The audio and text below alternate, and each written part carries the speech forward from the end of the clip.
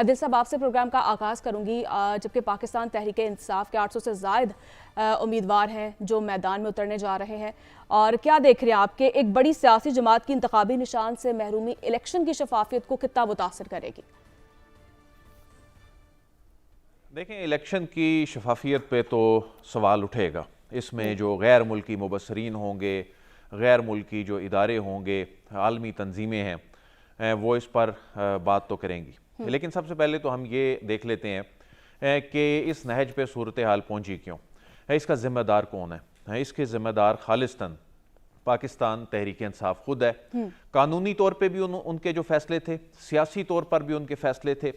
बल्कि तहरीक के अदम एतमाद के बाद से नहीं, बल्कि तहरीक के अदम एतमाद से कई माह पहले से लेकर उसके बाद की सूरत हाल में हर स्टेप पे उन्होंने गलत खेला। लेकिन वो सियासत में उन्होंने सरवाइव सिर्फ इसलिए किया हुआ है कि उनके जो सियासी हरीफ हैं उनके पास भी बताने के लिए कुछ नहीं है, उनके पास बयानिया कोई नहीं है, और इनकी कारकर्दगी इनकी भी नहीं, लेकिन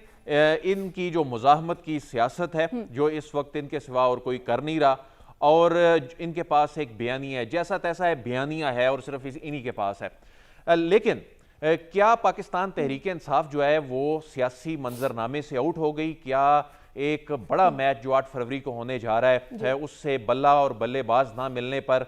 वो इस मैच से आउट हो गए? तो ये बिल्कुल गलत है। पहली बात तो ये है कि सियासी जमातें जो हैं वो तो आमराना दौर में भी ख़त्म नहीं की जा सकी,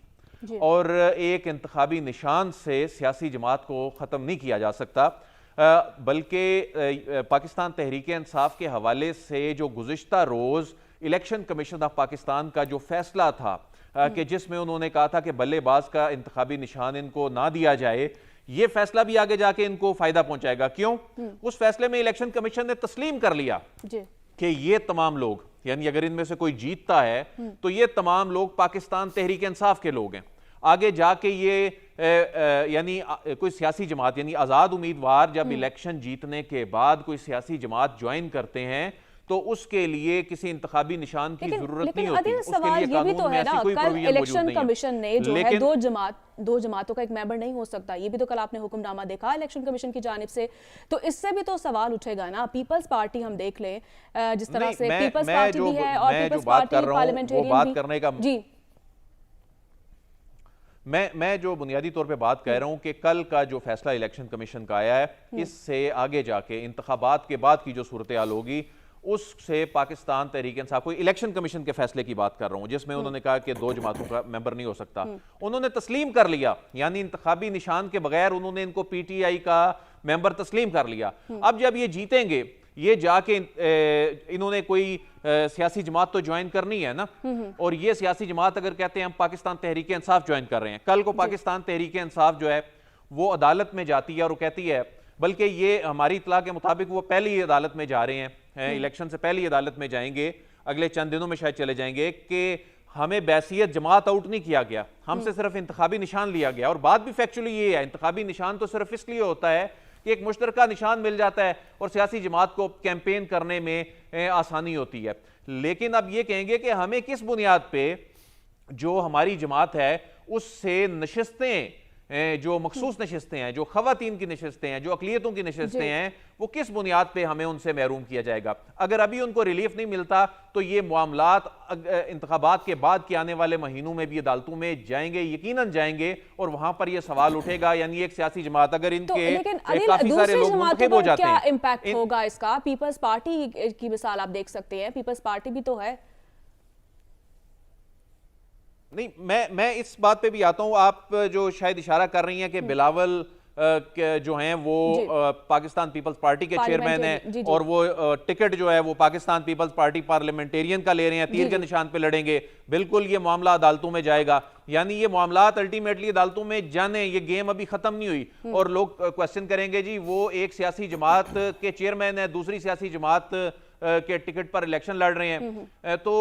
इसकी कॉम्प्लिकेशंस जो हैं वो अपनी हैं। लेकिन इसमें एक तो ये कानूनी पहलू हो गया ना, एक आईनी मामला हो गया, कानूनी पहलू हो गया कि इसके बाद जाकर वो ये कह सकते हैं जी इतनी बड़ी तादाद में हमारे लोग जीत के उन्होंने ये जमात ज्वाइन कर ली, और हमें किस बुनियाद पे मखसूस नशिस्तों से महरूम कर दिया गया। तो यानी 8 फरवरी के बाद भी ये मामला अदालतों में जिंदा रहेगा। अच्छा, दूसरा मामला है कि ये जिस अंदाज में ये सब कुछ हुआ, अगरचे इसकी जिम्मेदार पाकिस्तान तहरीक इंसाफ है, ये जितनी भी मुश्किलात आज इसको फेस करनी पड़ रही हैं इनके अपने फैसलों की वजह से ये इस नैज तक पहुंचे हैं, लेकिन